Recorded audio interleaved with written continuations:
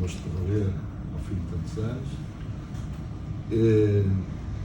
Saudar todos aqueles que produziram este relatório e adianto já que admiro muito mesmo o trabalho que fizeram e a coragem que tiveram para fazer.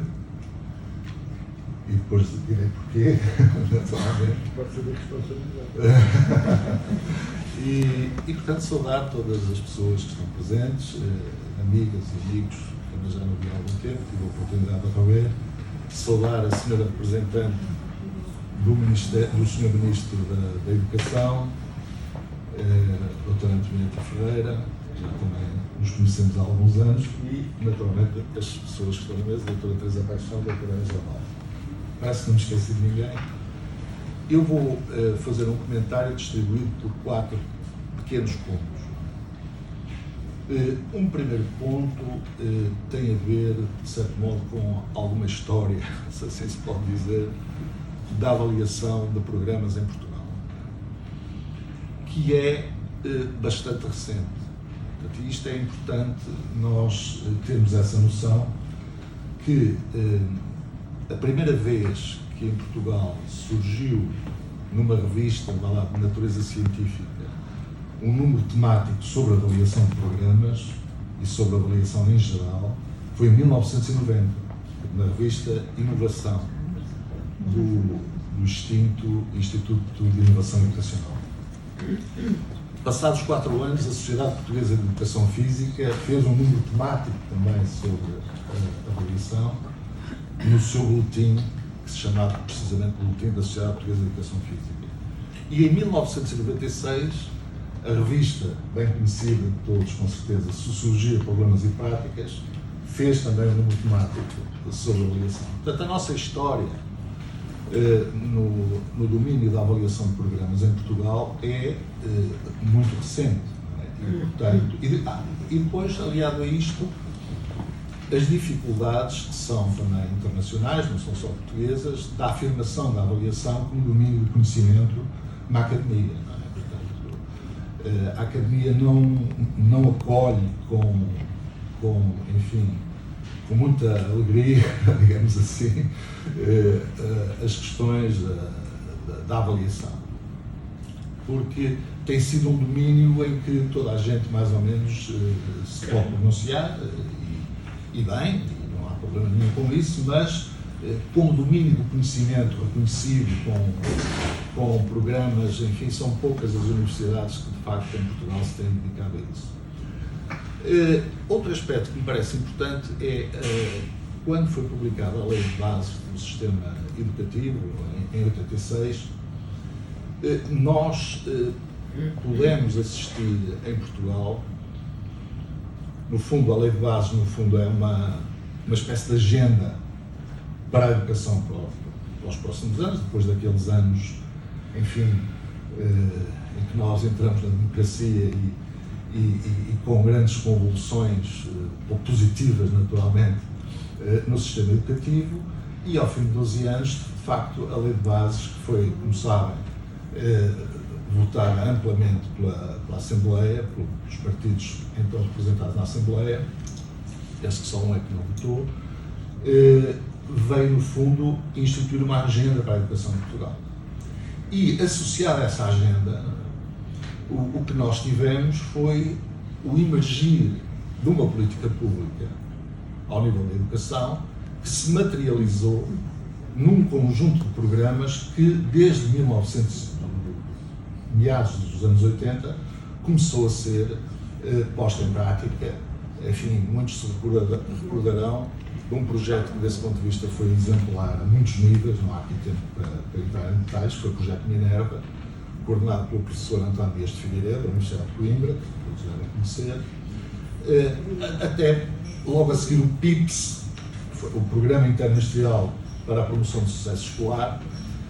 Portanto, houve um conjunto de programas que foram lançados e, entre eles, não vou aqui enumerá-los a todos, que são alguns, mas entre eles surge, já há 26 anos, a rede das bibliotecas escolares, que surgiu em 1996, e também os TEIP, os Territórios Educativos de Intervenção Prioritária, em 96, e mais tarde o Plano Nacional de Leitura, que vai com 16 anos, foi lançado em 2006.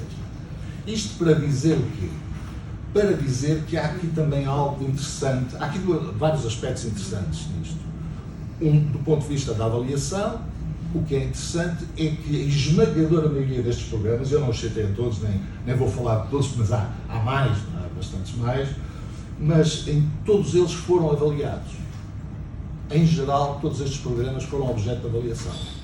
E aí pode-se dizer que a avaliação começa a ganhar, digamos, algum protagonismo no acompanhamento da política pública. Das políticas públicas de educação, se quisermos. Esse é um aspecto interessante. Um outro aspecto interessante é, no fundo, a consistência de muitos destes programas, o que é curioso, independentemente dos governos, houve programas que nunca deixaram de existir, apesar de lhes terem mudado o nome. Por exemplo, nós ainda hoje temos, e desde essa altura que temos, portanto, há quase 40 anos que temos programas que visam, às vezes aparece o nome de combater o sucesso escolar, outras vezes promover o sucesso escolar, ou então escola para todos. Portanto, os governos mudavam, podiam mudar o nome, mas esses programas continuaram sempre. Portanto, essa consistência é uma consistência interessante. E depois, evidentemente, que a nossa entrada, primeiro na Comunidade Económica Europeia e depois na União Europeia, trouxe, por imperativos, até exigências mesmo, quando esses programas eram financiados, ou alguns desses programas eram financiados, tinha anexado a avaliação obrigatória desses mesmos programas. Portanto, isto é só para dizer que nós estamos ainda a abrir caminho, estamos a fazer o nosso caminho em Portugal, do ponto de vista da avaliação de programas, e é um caminho que começa a aparecer com certa consistência, mas curiosamente surge também, e o Plano Nacional de Leitura, desse ponto de vista, como eu vou referir a seguir, mais adiante, teve um papel e tem um papel muito relevante no desenvolvimento da avaliação de programas no nosso país. Não só o Plano Nacional de Leitura, mas o Plano Nacional de Leitura em particular. Porque é evidente que quem conhece o desenvolvimento do plano e da sua avaliação sabe que os estudos desenvolvidos pelo professor António Firmino da Costa e pela sua equipa, no ISCTE e no CIES, marcaram um certo estilo de avaliação, marcaram uma certa forma de avaliar as políticas públicas através do Plano Nacional de Leitura, e isso, de facto, tem o mérito da iniciativa do Plano Nacional de Leitura nessa altura, que agora continua neste estudo que foi desenvolvido aqui pelo professor João Lisboa e pela sua equipe. Queria também dar aqui duas ou três ideias sobre a avaliação. Nós, naturalmente, estamos perante um domínio do conhecimento, como eu já referi, porque, evidentemente, que a avaliação tem conceitos que lhe são próprios, não é? Tem método, não é? Tem objetos, tem processos de autorrefutação, tem meta-avaliação, portanto, avalia, ela tem mecanismos que a permitem avaliar, tem critérios para aferir a sua qualidade e por aí fora. Portanto, isto, naturalmente, apesar dos debates mais ou menos acesos da literatura, mas neste momento as coisas estão muito mais pacificadas, vai sendo reconhecida em termos internacionais, mas é, sem dúvida, reconhecido por muitos como, ou por praticamente todos as pessoas que se dedicam à avaliação, com argumentação, naturalmente, que eu não vou aqui detalhar, um domínio do conhecimento. E um dos seus propósitos mais fundamentais é o discernimento da qualidade. É discernir a qualidade daquilo que nos rodeia. Seja aquilo que nos rodeia o que nós quisermos, desde as aprendizagens dos alunos até aos programas que materializam as políticas públicas, como é o caso do Plano Nacional de Leitura, e inclusivamente é considerada, e eu acho muito bem, uma transdisciplina. Portanto, é uma transdisciplina, como dizia Michael Scriven, muito semelhante ou do mesmo tipo, ou analogamente, como podemos dizer relativamente à lógica, ou podemos dizer relativamente à estatística. E, portanto, mesmo aqueles que na academia têm alguns problemas relativamente à avaliação, avaliam. Portanto, avaliam. E isto, enfim, eu não vou entrar agora aqui em grandes detalhes, mas naturalmente que importa referir, sobretudo quando analisamos os estudos e sobretudo quando pensamos sobre aquilo que queremos fazer quando vamos avaliar, não é? Que temos que pensar em questões filosóficas, não é? Os filósofos aqui têm naturalmente grande vantagem em relação às pessoas como eu, que sou de matemática, mas as pessoas têm de pensar em questões de natureza ontológica, portanto, qual é a sua visão do mundo, qual é a sua relação, como é que se relacionam com o mundo, ou questões epistemológicas, não é? Como é que nós nos relacionamos com aquilo que pensamos que podemos avaliar, digamos assim, não é? Como é que nós nos relacionamos com aquilo que pensamos que podemos avaliar? É uma questão epistemológica importantíssima quando nós estamos a avaliar seja o que for. Porquê? Porque isso vai definir, não é? Se nós vamos ter uma avaliação, digamos assim, de proximidade, eu gosto de lhe chamar de proximidade, ou se vamos ter uma avaliação mais à distância. No fundo, se quiserem, e dando aqui um grande salto, eu poderei estar aqui a falar entre uma avaliação fundamentada nos princípios da filosofia positivista, se quiserem, no positivismo, versus uma avaliação mais fundamentada no construtivismo ou nas tendências pragmáticas que normalmente tendem a procurar articular estas duas visões. Sobretudo, os pragmatistas, não é? Onde pontuou em termos da educação John Dewey nos Estados Unidos da América, e não só em educação, naturalmente, e Engström, da Finlândia, não é? e outros autores, que de facto, no fundo, esses pragmatistas, e eu aqui estou a pensar na teoria da atividade, também um pouco aqui associado ao pragmatismo, no fundo, do ponto de vista ontológico, estarão mais próximos do positivismo, do ponto de vista epistemológico, estarão mais próximos do construtivismo. E, portanto, eu estou aqui com esta conversa toda porque isto tem reflexos nas nossas opções de avaliação, não é óbvio, não é? Evidentemente que nós, de uma forma geral, sabemos que a avaliação é distinta da investigação. E isso é importante fazer essa distinção. Não é? Há aí a necessidade de nós pensarmos que nós, na avaliação, estamos preocupados em atribuir valor ou em discernir qualidade, como eu referi anteriormente. Não é? Nós, na avaliação, não procuramos as leis universais, não procuramos a generalização, não procuramos leis. Isso é, digamos, o negócio, se me permitem a expressão, da investigação. A investigação é que procura leis, procura generalizações, procura, como muitos dizem, como alguns dizem, a verdade. Não é o caso da avaliação. E isto é importante fazer esta distinção. Portanto, a avaliação, a palavra-chave, como eu digo habitualmente, da avaliação é credibilidade. A avaliação tem de ser credível, tem de ser plausível e é baseada na argumentação, não é? Na argumentação que nós somos capazes de racionalmente de desenvolver, não é? Ao passo que, como sabemos, a investigação é muito baseada na demonstração e no raciocínio dedutivo e indutivo. Portanto, há aqui diferenças e depois há outra coisa importante, é que a avaliação normalmente procura resultados que sejam socialmente úteis. E a investigação procura resultados certos, como advém da questão da generalização e do controle das variáveis e por aí fora. Portanto, eu diria que,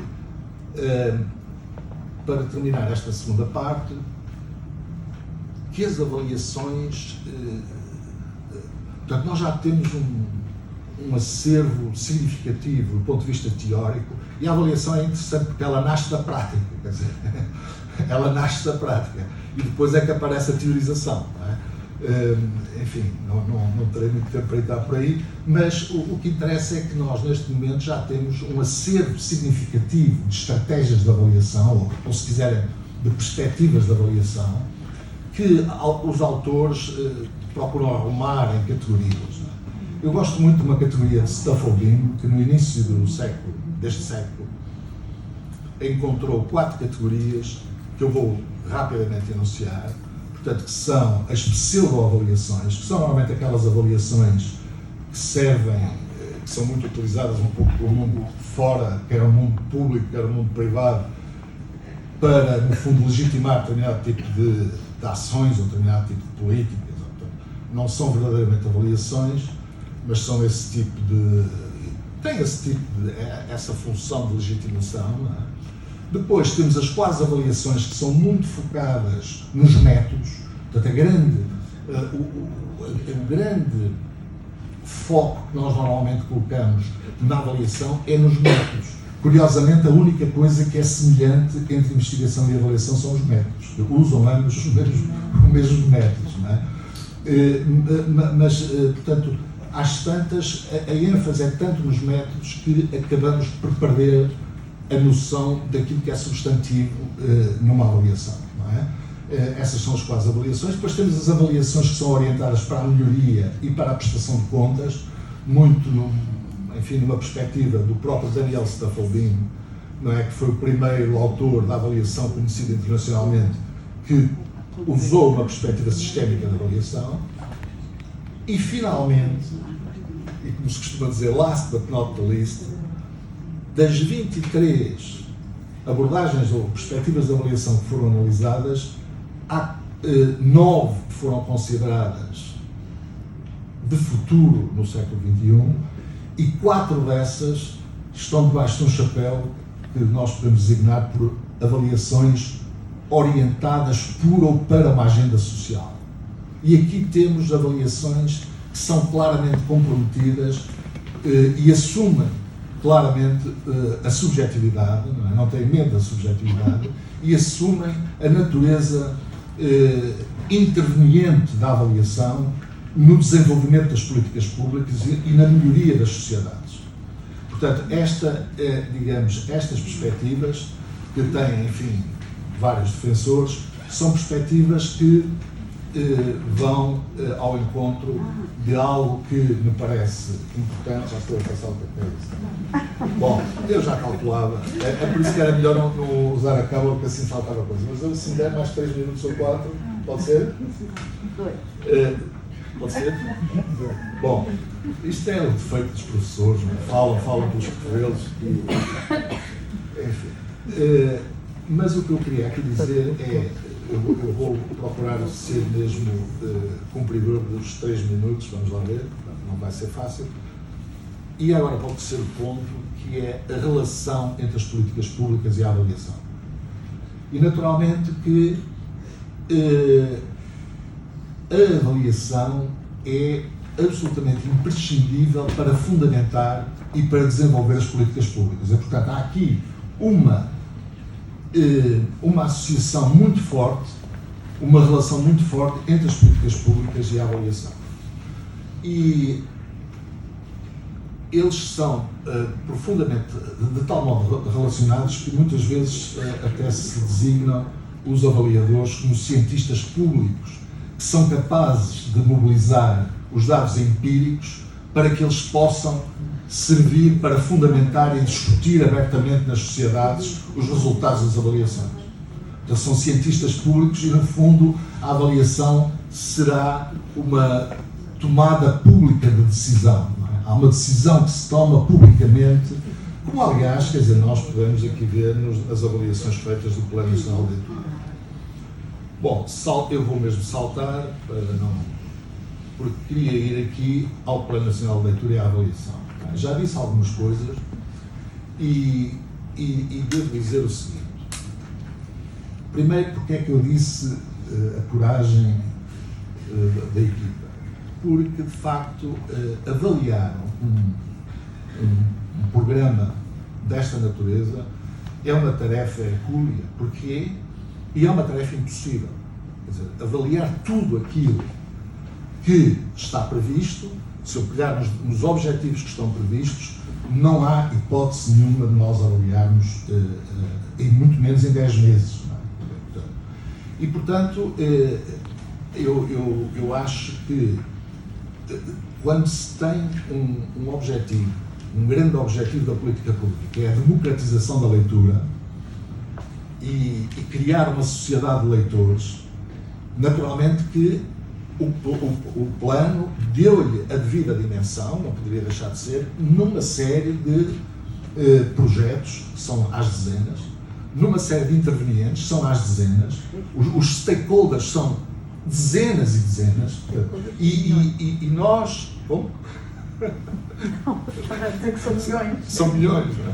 Bom, mas não serão milhões, mas são de facto muito. E a literatura, portanto, eu diria que há uma certa pulverização de objetivos, há uma certa pulverização de objetos, não é? E eu vejo o Plano Nacional de Leitura como um enorme laboratório, um fantástico laboratório de avaliação, não é? De dimensões muito consideráveis e, portanto, quer dizer, quando assim é, nós temos de fazer determinado tipo de opções, quer dizer, e evidentemente que eu li o relatório não com a profundidade como gostaria, mas apreciei muito o trabalho que foi desenvolvido, sobretudo a vários níveis, sobretudo no que diz respeito a esforços positivos que foram feitos de integração, não é? Por exemplo, logo no princípio, aquela integração dos diferentes intervenientes, ou não sei como é que eles chamaram já, mas os grupos estratégicos. Os grupos estratégicos, não é? Acho que é um exemplo, entre outros, não é? Que foi feito e que denotam bem a preocupação que os avaliadores tiveram em procurar enquadrar as coisas de uma forma que fosse possível avaliar por um lado e que fosse possível compreender por outro.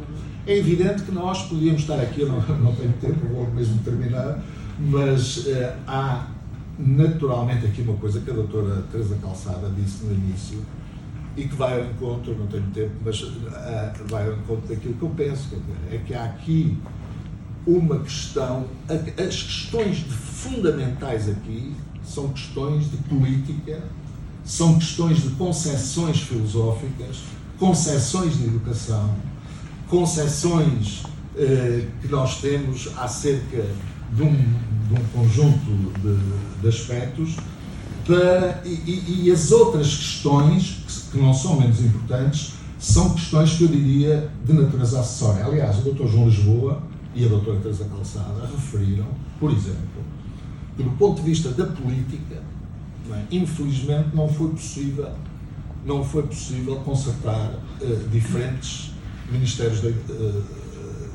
não é? E isso mostra, pode mostrar alguma coisa, não pode, mas significa sempre alguma coisa que nós temos de verificar, temos de dissertar, temos de produzir alguma narrativa sobre isso. Eu vou terminar dizendo que aqueles autores das perspectivas de avaliação por uma agenda social vão precisamente no sentido, não é, de quando avaliamos uma política pública, nós estamos a intervir, ou seja, nós temos de fazer esforços, nós, aqueles que avaliam, no sentido de sermos mais intervenientes, porque nós não podemos desligar a avaliação da política. A avaliação tem sempre lugar num contexto político, e a doutora Teresa Calçada deu o exemplo, que fez aqui um conjunto de asserções, ou produziu aqui um conjunto de asserções de natureza política, e o doutor João Lisboa também, não é? Como é natural. Agora, nós se calhar temos que assumir mais esse aspecto em relação, portanto, quando eu tenho um mundo para avaliar, eu não deixaria, isto não é uma crítica, note-se, eu tenho o melhor a dizer do vosso trabalho, não é? E acho que fizeram um trabalho muito contido e quase, enfim, num esforço em 10 meses que eu acho que disse qualquer coisa que no fundo eu estou de acordo quando eu comentei que foram 11 anos e portanto... Pode ser que fomos irresponsáveis. Mas pronto, eu fico por aqui porque, enfim, Então, acho que já vou ultrapassei. passar então a palavra